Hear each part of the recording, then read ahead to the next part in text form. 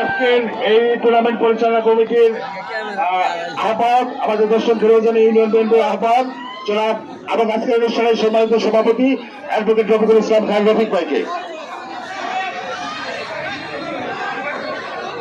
শুভেচ্ছা।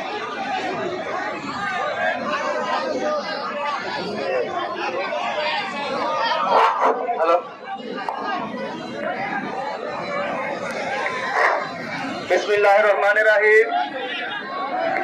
10 নং খেরাজানি ইউনিয়নবাসীর উদ্যোগে হাডুডু টুর্নামেন্ট 2024 এবং 2025 অনুষ্ঠিত হতে যাচ্ছে।